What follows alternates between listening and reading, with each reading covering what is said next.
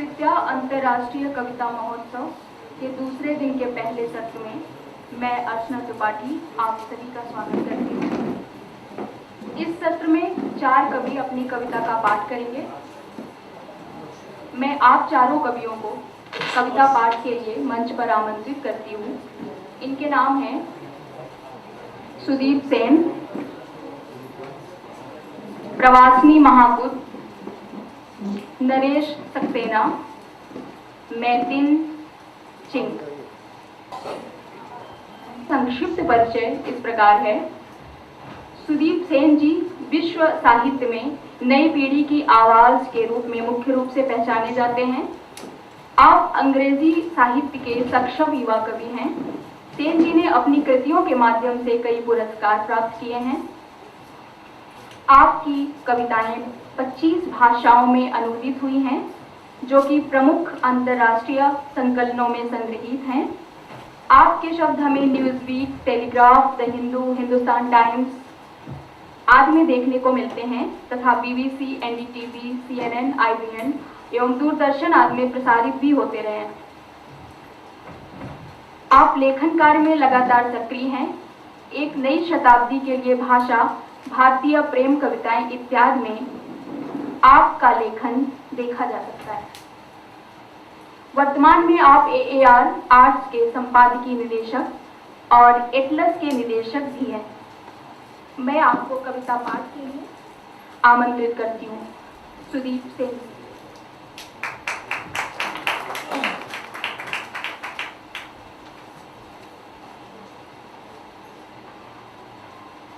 Morning. I hope everybody's had enough coffee and are awake. No, I can see sleepy faces.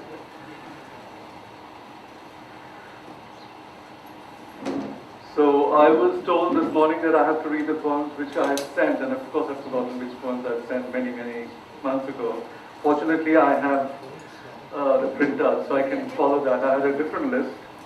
But I didn't want to start with this poem because it's rather morbid, you know. We don't want to start a day with a war poem, but there we are.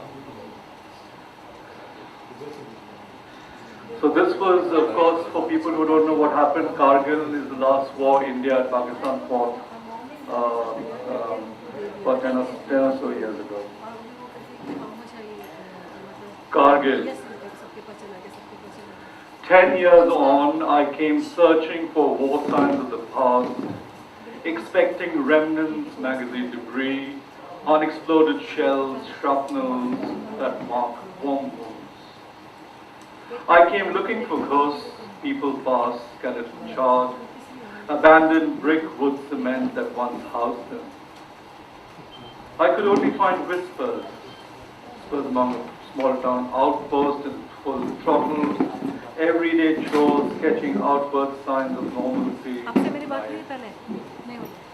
In that bustle, I spot war lines of a decade ago.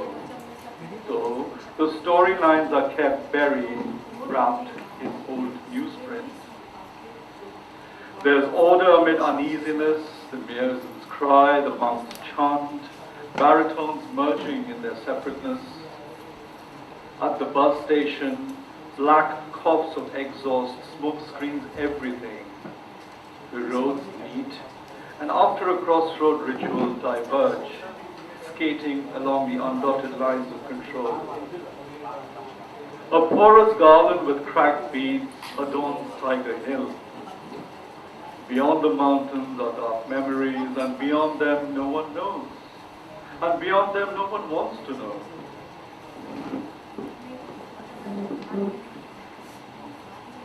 Even the flight of birds that wing over their crests don't know which feathers to down.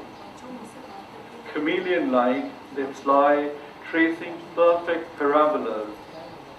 I look up and calculate their exact arc and find instead a flawed hero.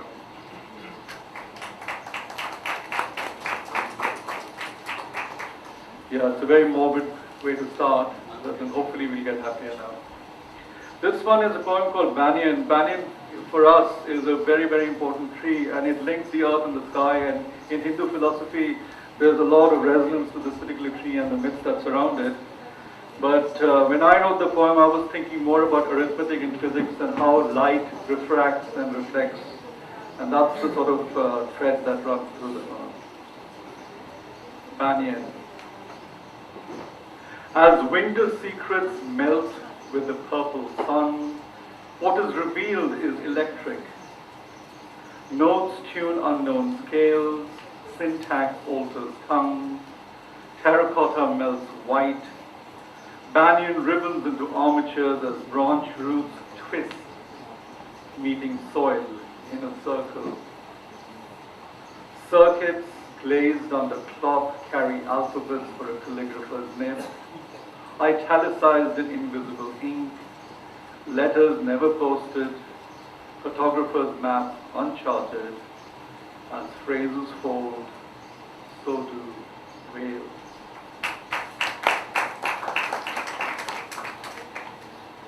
And a poem called Winter on a very, very hot, steamy day. Couched on crimson cushions, pink bleeds gold, as red spills into one's heart. Broad leather keeps time, calibrating different R's and different zones, unaware of the grammar that makes sense. Only random whoops and snores of two distant dogs on a very cold night clears fog that is unresolved. New plants wait for new heat to grow, to mature. An old caned recliner contains poetry for peace, woven text keeping comfort in place. But it is this impatience of want that keeps equations unsolved. Heavy, translucent, vaporous, split red by mother tongue, winter's breath is in peace.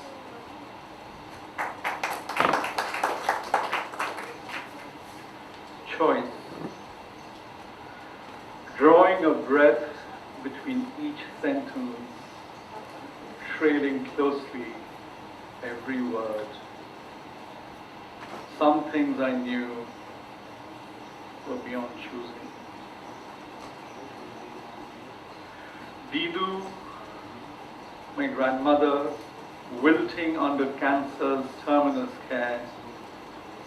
Mama, my uncle's mysterious disappearance, ventilator vibrating severed silently in the hospital's unkempt dark. An old friend's biting silence, unexplained, promised loyalties melting for profit, abandoning long familial presences of trust. Baby's jealous heart, misreading emails hacked carefully under cover, her fingernails ripping unformed poems, bloody, scarred, my diary pages weeping wordlessly, my children aborted, breathless forever. These are acts that enact themselves regardless. Helpless as I am, torn asunder, permanently drugged, numbed. Strange love this is, or salving what medics and nurses do. I live Buddha-like, unblinking, a painted vacant smile, one that stores pain and painlessness. Someone else's nirvana thrust upon me. Some things I once believed in are beyond my choosing. Choosing is a choice unavailable to me.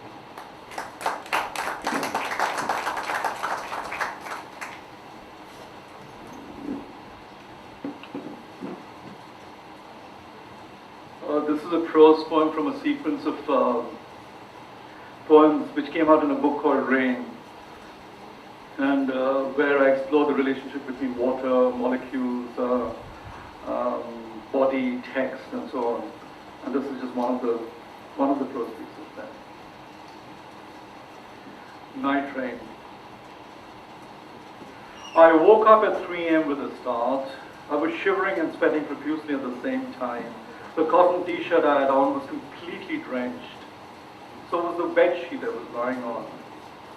Outside, I could hear the rain hitting the terrace floor with relentless ferocity.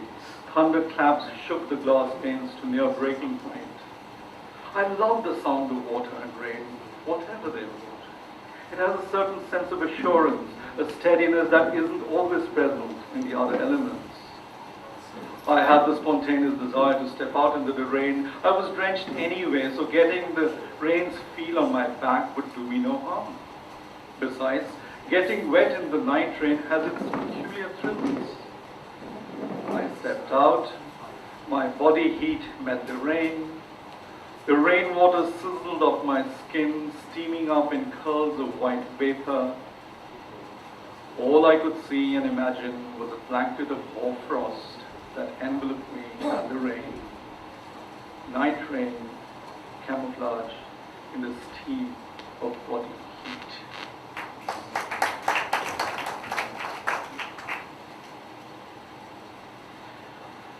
Heather. I lie next to the sea, it is dead still, except for the invisible rippling soundless undulations the water makes as it breathes. There is no moonlight, but it is not pitch dark. You kiss me everywhere, everywhere for hours and hours and hours. My lips are dry, my body salt encrusted. You've eaten every bit of pleasure, yours and mine. I feel parched, dry, in spite of all the plenitude of water and our body sweat. The sand too is sweating beneath us. Every grain remembers every wave, every caress leaving behind just salt, a silver layer of salt as a gift, a talisman of love, of the inconsistent meetings. I feel parched like the sea salt gauze.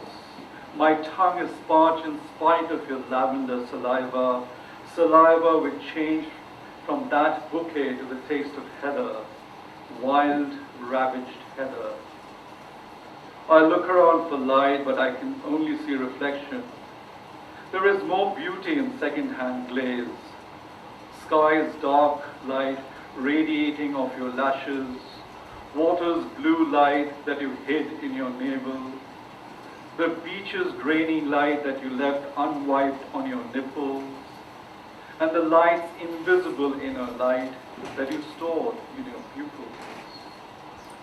The sea is getting restless, but I am dead still, except for the inaudible swishing that one can hear when you press yourself against my heart. I need to taste the grainy light that you wrap your skin in, each and every grain that maps the slow, deliberate contours of your body.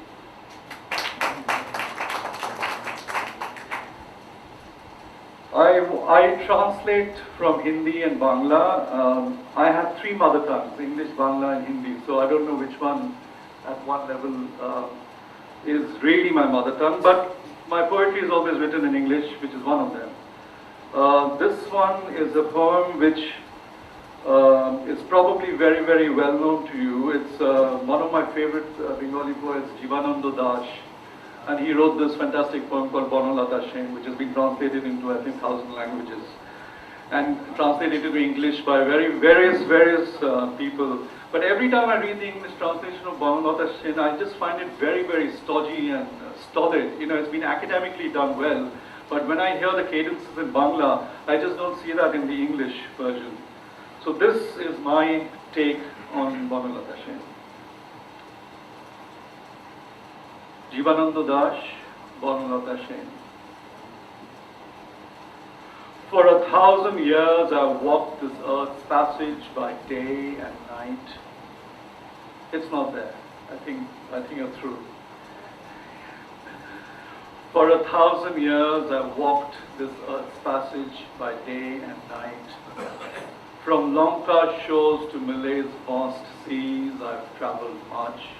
Been a guest at Bimbishar and at Ashok's courts, stayed in the distant nights in the town of Vidarbha. I'm long worn out. Around me, The waters of sea and life have endlessly swirled. My only peace, a fleeting moment snatched with her, Naturer Banalata Sen. Chultar, Kobekar, Andhokar, Vidishar, Nisha, like the dense ink night of Vidisha, her hair black, deep black, her face like the delicate weave of Shrabosti's filigree frieze. Just as a lost boatman, rudderless, tossing in the far seas, chances upon a green, lush green isle of spice, I too got aside, saw her, a mere glimpse in the dark. Gently raising her eyes like a bird's nest, she whispered, "Where were you all this while?" And there she stands at my dream's end, my own Banalata Sen. With soft, settling hiss of dew, evening closes the day's end. Kites erase from their wings, sun-stained smell of flight. When colors of the earth gently fade, fireflies light up their palette, and old songs find new lyric, old stories new score. The birds return home, so do the rivers, as life's trade, its give and take, ceases. Only the dark stays, and just as it remains, so does, sitting by my side, face to face, my own Banalata